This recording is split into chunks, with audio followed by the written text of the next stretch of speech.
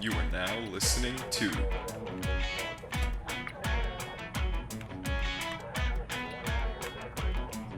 On the Beat Podcast.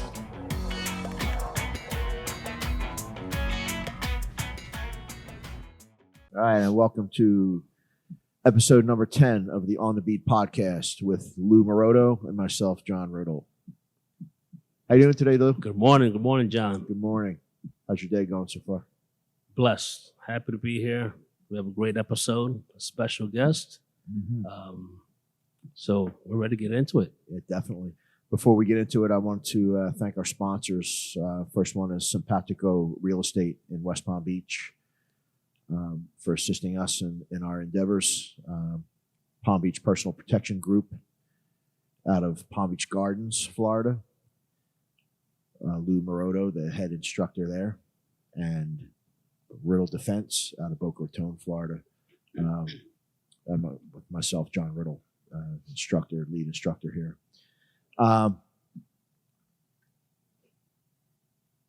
We've been in a 2-month or about 2 months, I guess. Yeah, approximately 2 months. Kind of a Awareness, educational type thing where a little dark. Yeah. A little dark. First one was suicide prevention, right? Correct. And then we moved into human trafficking on our last episode, on episode number 9. Yes. And because we are now into a month that represents domestic violence. So we figured since it's Domestic Violence Month, this would be a good time to educate some people, right? Educate our listeners who may be in some type of relationship, whether it be a married relationship or dating relationship. And, you know, it goes for guys and gals, okay, or gals and guys. Absolutely. You know, everybody, domestic violence is an equal opportunity thing here. It's not always women. It can be men too. Okay. Yep. But I think it's predominantly women. As police officers, I can't even count how many domestic violence situations I've been to as a street cop. Can you remember how many you've been to? Absolutely not. I know just too many, to try to keep track of. Yeah. It's, unfortunately. And luckily, I think today, and you could probably speak more on it for today than I can, but back in the day, when I first came on, when we would go to domestic situations, it would be, we'd go in, and they're always dangerous for law enforcement officers. It's probably the second next to traffic stops. Second most dangerous thing that we could walk into. And we were always taught that, what to look out for when we go in. We separate the couple and get their information, right? Find out what's going on. And back in the early days, it used to be, look, if we have to come back here, somebody's going to jail, right? The warning. Yeah, that was the warning. And we would say, is everything okay here now? Yeah, officer, everything's okay. And we would turn and leave. And then as time went by and I guess investigations started to come a little cleaner and we started getting smarter in this topic, we started to see that going into a home and talking to people and saying, if you do it again, we're coming back to arrest you, didn't cut it, right? So then there were new laws put out for domestic violence victims, Yes. New education for law enforcement officers. I remember in-service training. We would have to go to in-service training. We'd have domestic violence advocates come into our briefings. Yep. I remember being a briefing sergeant and having ladies come in, and they would give their talks, hand out pamphlets with updates on some of the things that they were doing. And every year we would be educated again on updates on the domestic violence area. So it's come a long way, right? Yes. It's come a long way. Today, as a law enforcement officer, you don't want to leave that house, that apartment, that street corner without making sure everything was done all your I's were dotted and T's were crossed, right? Yep. Because it can come back to haunt you later. Okay. And you make a good point because, like you say, back then when you were on the street, handling those specific calls, like you gave that warning, excuse me, and you left. Mm-hmm. Don't make me come back. Nowadays, you have to write something on paper. Absolutely. Sure. I mean, it's a report at minimum Mm-hmm. if you don't make an arrest. If there's not enough probable cause to arrest somebody for a battery or something to that nature, Mm-hmm. you have to write a report. Right. And I remember that. I'm retired 5 years, and as a supervisor, before I retired, I remember guys on my platoon would go to these calls, and I would either show up or I'd hear them going to the call, and then in checking reports in the middle or towards the end of the shift, I would have to make sure that these guys did put pen to paper on these things, and that they were thorough when they did that. And the pamphlets we have to give out. Pamphlets, Domestic exactly. violence. Mm-hmm. Exactly. So it's come a long way, Yes. which is good to see. And I think domestic violence is something, it's not going to go away, but it's going to be up to law enforcement and these domestic violence advocates to keep doing the best they can to try to intervene, try to intercept anything that looks like it may be on a visit when they go to a home, and developing their information for their report, that we can prevent it before anything bad comes out of it.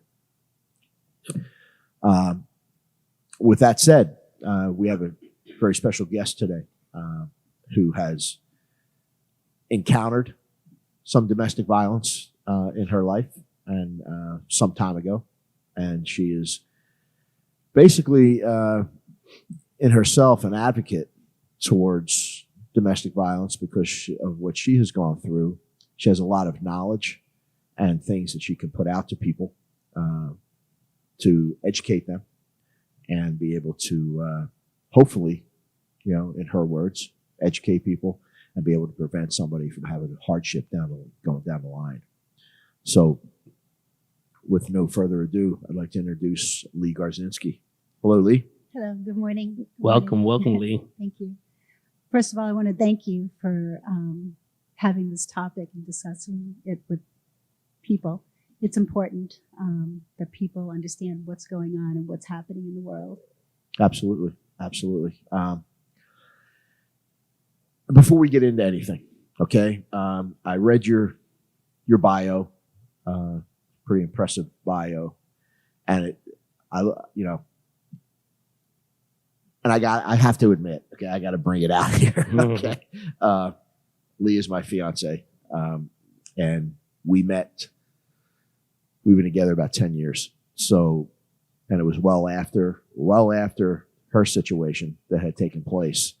When I met her, it was under the issue of self-defense, wanting to learn self-defense because of what she had gone through. I took her under my wing, started teaching her, and now today we are both co-owners of this training facility. Her catalyst is her past of what happened to her and having the mantra of it's never going to happen again. Okay. So in looking at your background, your bio, I even kind of sat back and looked at it because of all the years we've been together. It's a pretty impressive bio. Thank you. Absolutely. Thank you. Absolutely.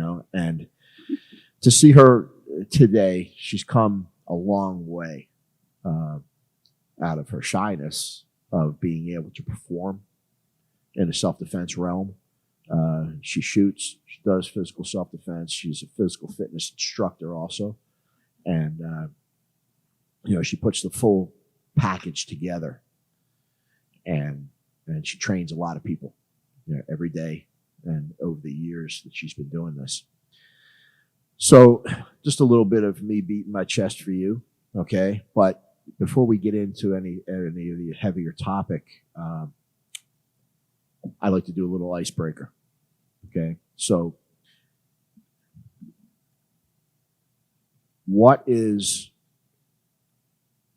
tell me about your day. What is the first thing you do when you get up in the morning? My day starts early.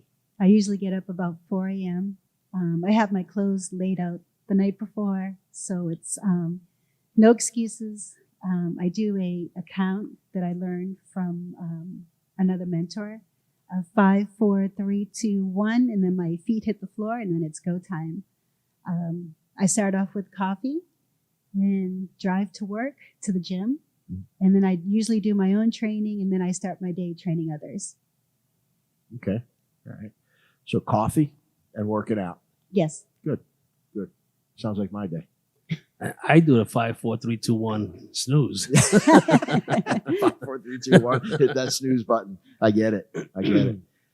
So about your day, you're going about your day. So tell me about your training. What do you do in your training? My personal training, I do strength, the standard strength training.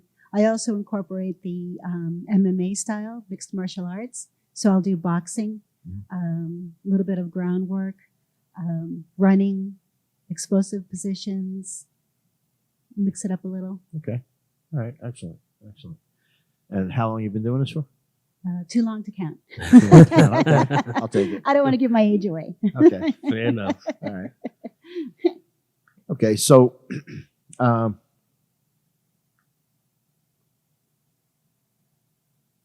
when you started your career, because you had a career Correct.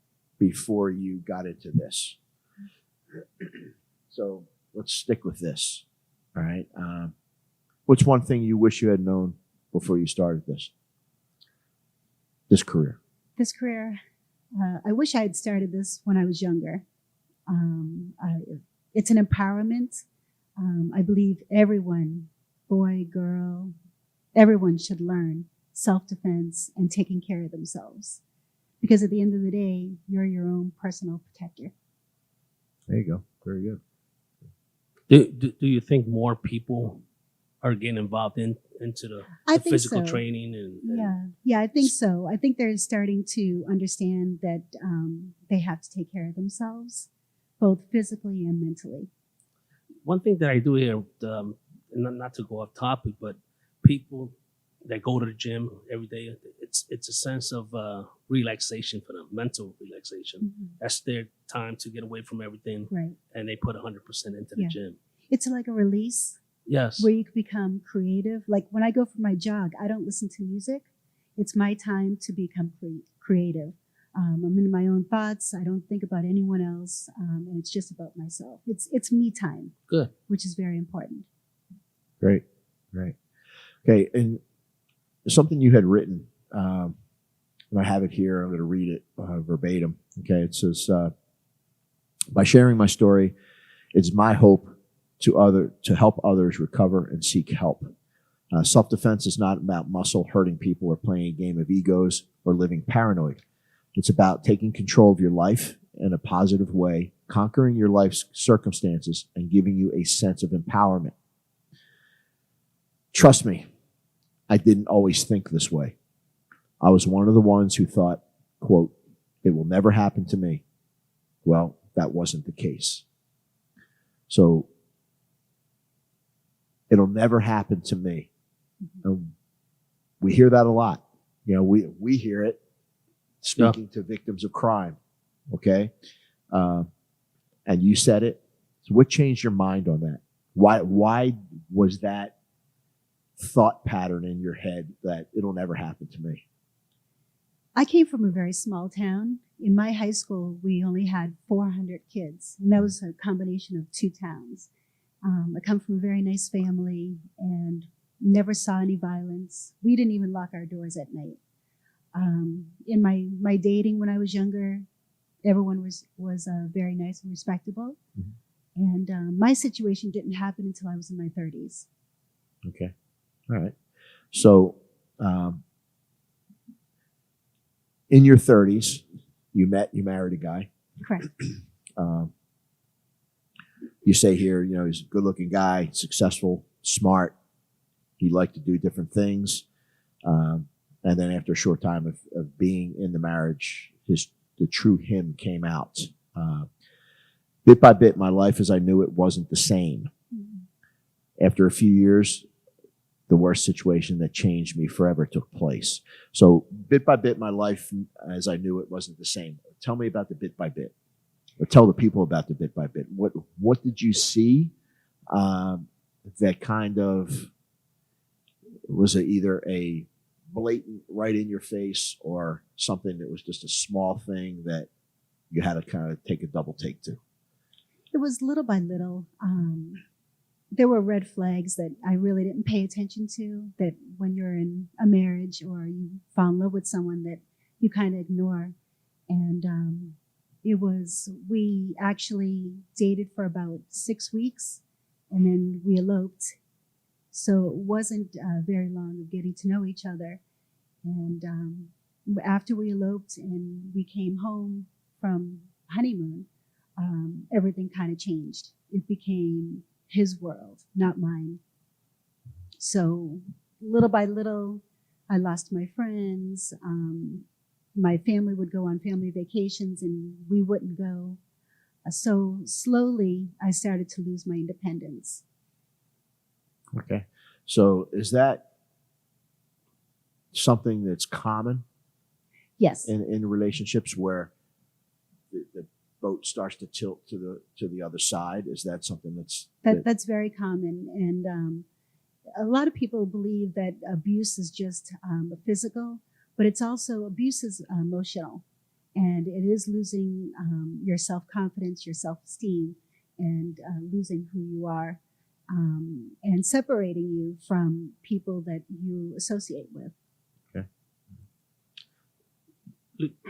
Let me ask you a question, and again, you answer it as much as you want. Sure. Domestic violence sometimes stems from other things, right? Like maybe substance abuse, whether it be narcotics or alcohol, or something that happened in someone's past. Right. Was any of those, like, on your other half, part of what caused it to become? Not that I'm aware of. No. Okay. No.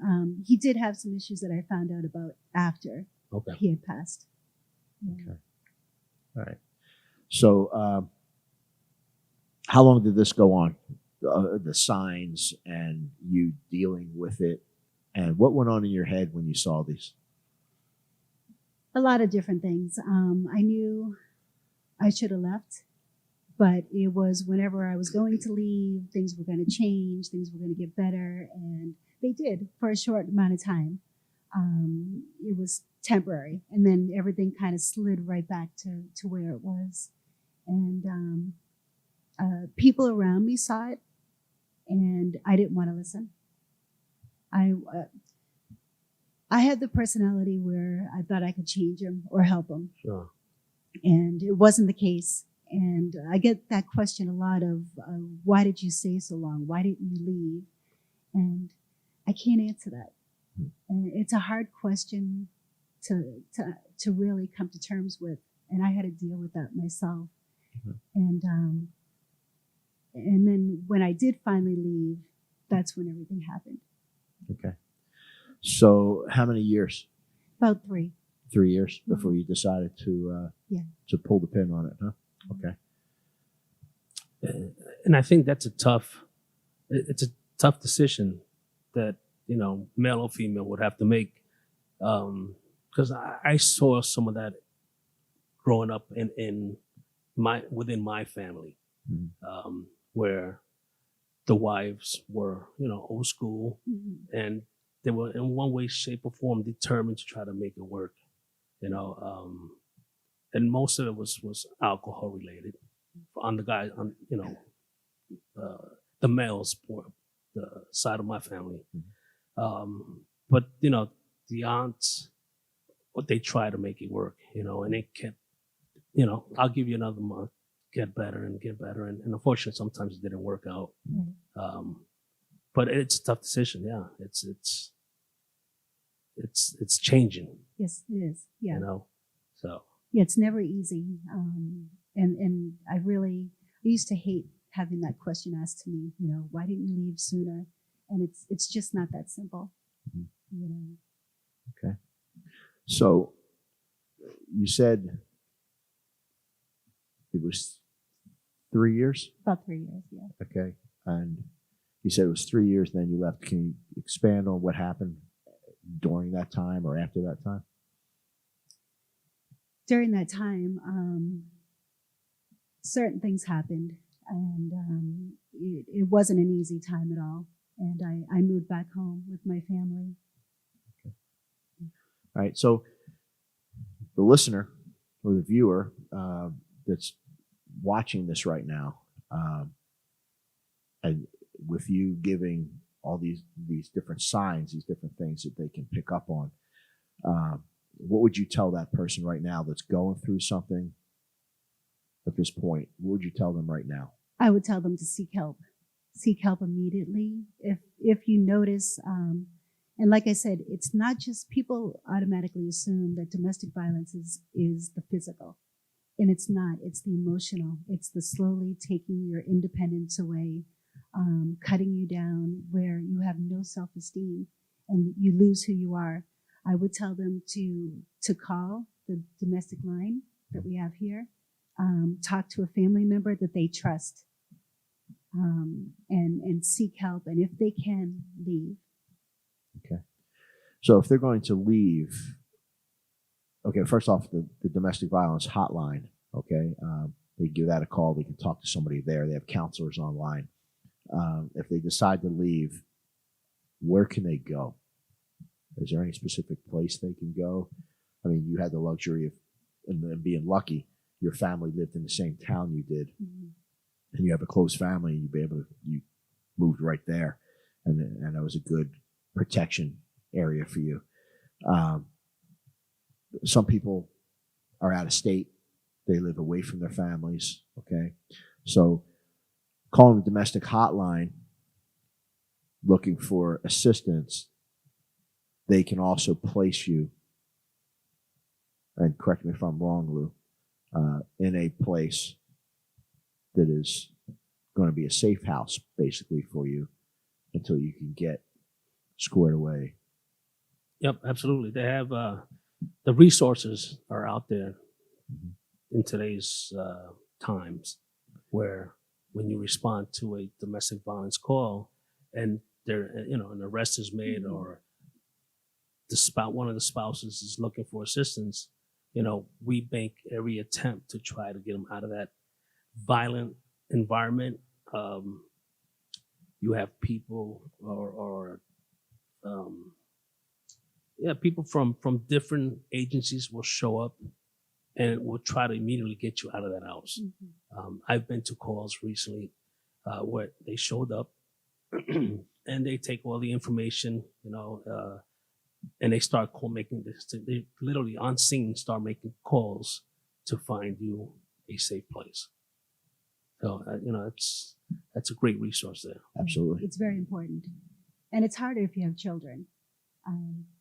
Thank God we didn't have any children. Okay. All right. So as you're noticing, these risk factors to say, at one point do you make the change of, okay, I'm out of there, and where does the self-defense come in at that point? It was, I tried to leave a couple of times, and I think one of the final straws was basically being locked in the room and my phone taken away. And that was like the final straw. And so I went to my parents and I stayed with them. And the self-defense honestly didn't come in until about a year after everything had happened. And then that's when you kind of found John and Yeah, you actually, guys started training? yeah, actually my cousin is worked with him, and that's how I found him. So you're saying that it came to a head when your phone was taken away and you were locked Okay, so you're pretty much being held against your will. yeah, held against your will in a room. When that came to a head there, where does it go from there? It could get worse. Thankfully, he calmed down and I was able to leave. Okay. And that's when you got out and went. Yeah. Okay. All right. So can you take us from that part when it came to the head and you got out, you escaped that area, went home, and what happens from there? Where did you go from there? What was the road? Well, I was told that I would never be given a divorce, Mhm. and we actually belonged to a league together, and he met me there and said he had divorce papers, and he handed me the divorce papers, which I thought, but in reality, it wasn't divorce papers. It was some papers that really scared me. Okay. All right. Can you go into depth in that? I didn't realize it, but for the time that we were separated, he had been following me, and he had documented in a journal basically everything that I had done Okay. over the course of that time. Okay. So from there, once he gives you the divorce papers, and the journal, okay, what did you feel at that point? Scared. Okay. And where did you take it from there? Well, it was a very long night, and even though it happened long ago, I still remember it like yesterday. And I went home to my parents, but he had a gun on him, and I called trying to reach him because he said he was going to hurt himself, and tried reaching him, couldn't contact him. And then when I got back to my parents' house, we called the police, and things went from there. Okay. All right.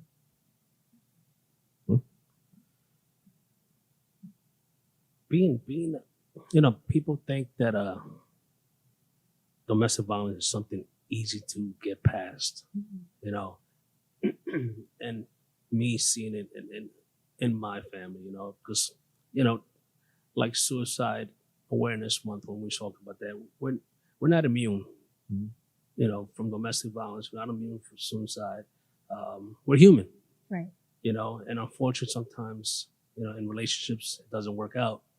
But it's for lack of a better word, it's crazy how a person can become that controlling of your life, your mind, your soul, and to keep you in a room, to prevent you from contacting your family.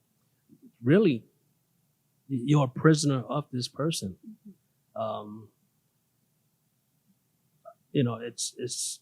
It's nice to hear that you were able to overcome this violent relationship, if I can say that, or such a destructive person involved with you to where you're at now, and I think by you being here and telling your side of the story, just like the other guests that we had for those specific topics, you're almost like a hero, you're sharing your story, a very personal story with our viewers, with the ladies and gentlemen that are going to be watching this podcast. And hopefully if they're in some kind of relationship like right now, with showing those risk factors that you are just telling us about, hopefully they can start to try to make that change or transition out of that relationship. Because, yeah, you're told it's going to get better. It'll be better, babe. Whatever. And it gets worse and worse and worse.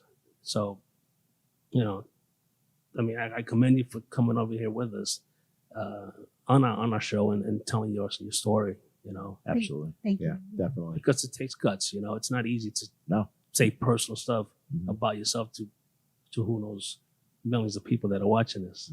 Yeah. You know? It's a hard topic to talk about.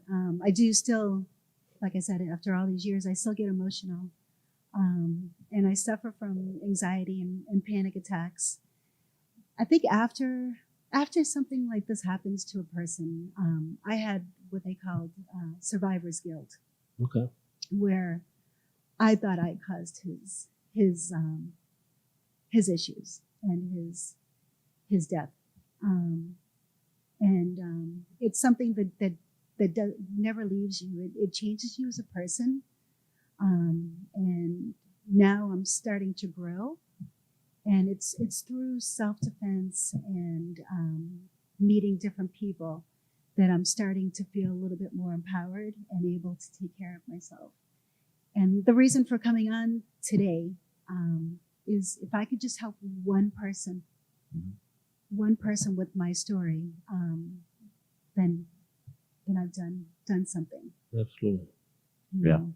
And it's quite a story. And we, just like we did with the other podcasts in this dark area that we're in right now, we set parameters, and of our guest, where we cut some of the things out that they didn't want to get talking about, but we were also getting good information out to everybody. Okay, so you're not seeing the whole thing in any of the last, including this one, these 3 last podcasts, but it's getting the information out to everybody that, for Christ's sake, if you're having a problem in a relationship and it's turning violent, it's turning physical, it's turning emotional, verbal, and then physical, then it's time to do something. It's time to make a move and get out. And if you have kids, you don't want them seeing it. You want to get them out of it. You want to get them protected. And it's just time to make that move. It's a gutsy move. Sometimes, like Leigh said, it's a hard move to do.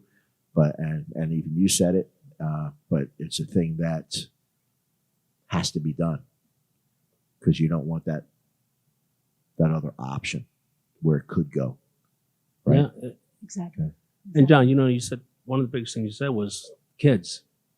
When kids can become desensitized to this because they see it. They may be seeing it every day.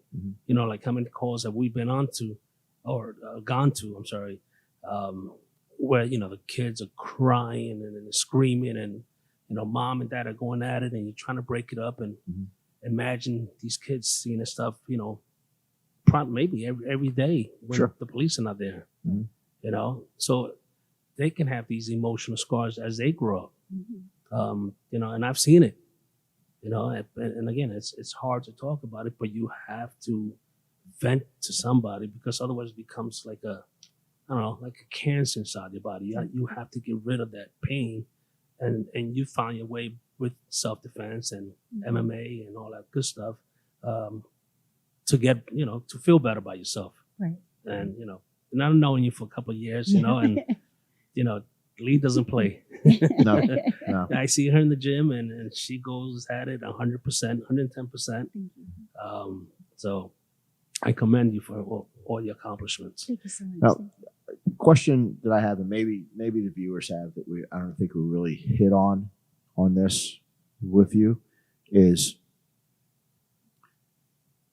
the outright question of what caused this. Because when we would go to domestic violence cases, the average family, mom and dad, husband, wife, argue.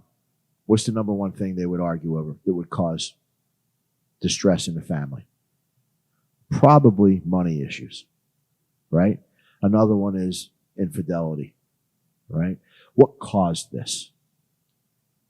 That's a good question, and I've thought about that year after year after year, and I think it's really just being unsatisfied with himself.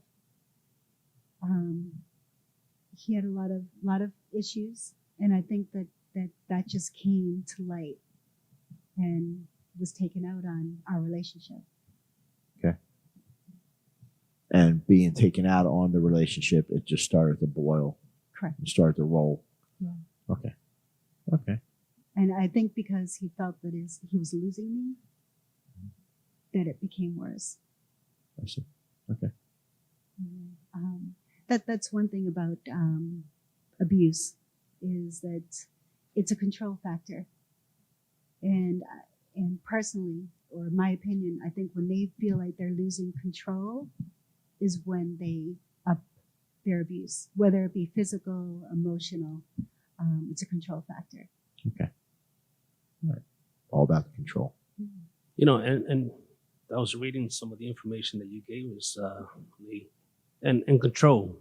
You know, one of the topics here says you may be experiencing domestic violence if your partner, and I just want to read out a couple of these bullet points, controls what you're doing, right? That was happening. Checks your phone, your emails, social networks without your permission. Forces you to have sex when you don't want to, controls your birth control, or insists that you get pregnant. Control, right? Decides what you wear, what you eat, or how you spend your money. Prevents or discourages you from going to work or school and see other family and friends. Again, humiliates you on purpose in front of others. Destroys your things, your objects, your personal belongings.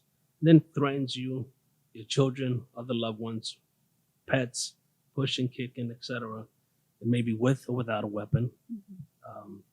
And then last but not least, threatens you to report the authorities for imagined crimes. Says things like, I can have you. If I can have you, no one can. So, you know, these are some of the risk factors that I hope the public that's listening to or watching our podcast can put together and say, Jesus, that may be me. You know, that could be happening to me. Maybe I have to get out of this relationship. Right. You know, so just some risk factors that I think everybody should know. Yeah, it's important to really read up on it. And if you think that someone that you know is in a bad relationship, it's important to follow up on it. You know, because a lot of people don't want to talk about it because they feel like that others are going to judge them and look at them at a different light and question, you know, well, just leave, or, you know, why can't you take care of yourself, or, you know, what's wrong with you? So I think if a friend or a family member sees something or thinks there's something going on, to really follow up on it. Don't let it go. Yeah. Now, when a family member, okay, initially sees something, how do they make that approach to that person? How should they make that approach to that person? In my personal opinion, ask them, you know, are you okay? Just blatantly come out and ask them. Yeah, just, you know, or ask them in a gentle way. Are Right. you okay? You know, what's going on? And see if there's any flags that stand out. Right. And there is a helpline out there. It's a free helpline. It's anonymous. Okay. And it's the National Domestic Violence Hotline. And that number for our viewers, and we'll put it up on the screen. It's 800-799-SAFE. 1-800-799-SAFE, or 1-800-787-3224.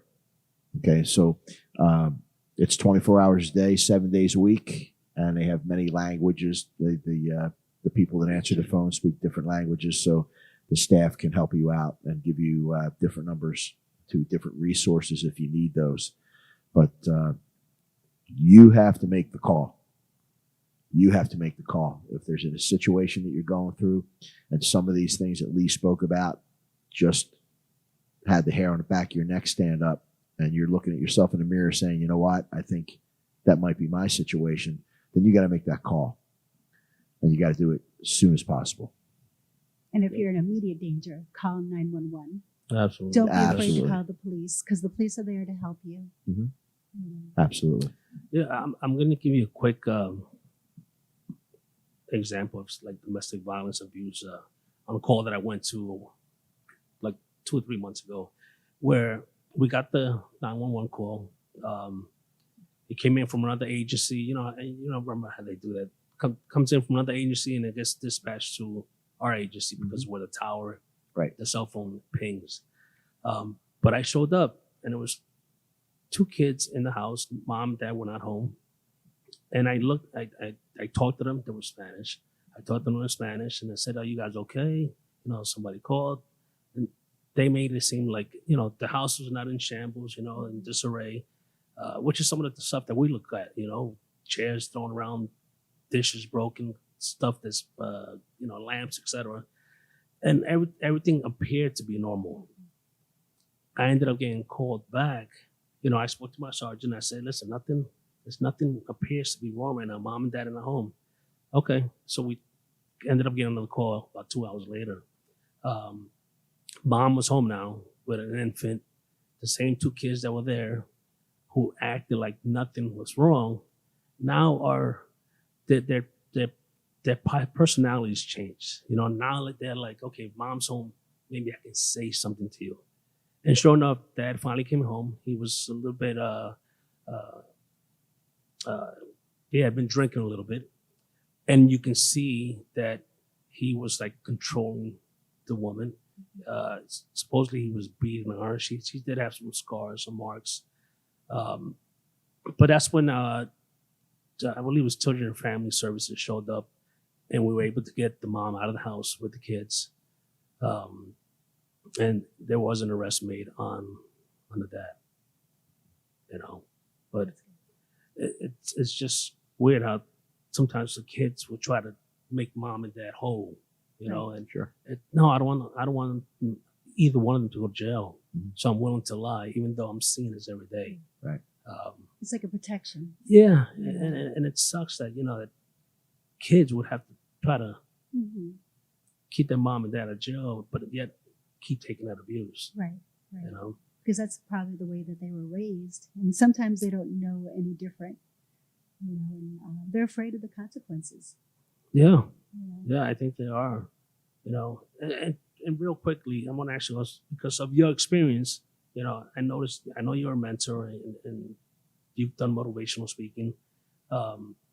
Do you find yourself speaking a lot, maybe to women's groups? Well, we have self-defense women's classes. I try to say something. It hasn't been easy. I really don't like talking about the topic because I don't want to be associated.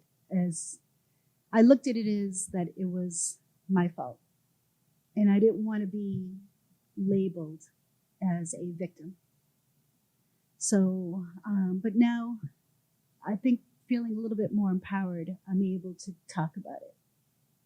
And I still get emotional, but if, like I said before, if I can help 1 or 2 people, that's all that matters. Yeah. And we had spoke about her talking a little bit more about this topic, because of her background, of what had happened. But like you said, we do the women's self-defense courses. It's all women. And she assists on teaching them. She assists in the class.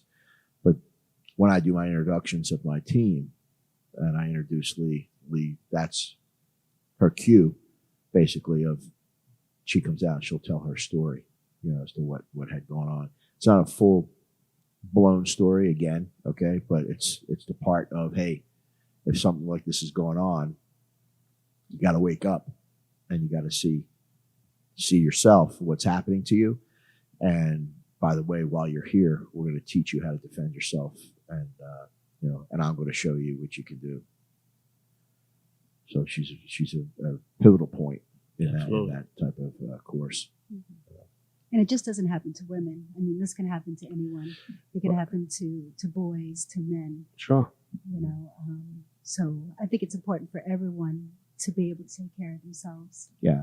And I think, and correct me if I'm wrong, I think it was like just before I retired, the law had changed again on the domestic violence situations where it used to be moms and dads, right? Husbands and wives. Now it's siblings. Yep. Right? Yep. Brother, sister. Yes. Right? So it's not just the old-fashioned mom and dad or husband and wife domestic violence. Now domestic violence falls into it's father-son, mom-daughter, son and mom, mix it any way you want, as long as it's in the family tree, that it's still a domestic violence situation. Yeah, and the cases are prosecuted.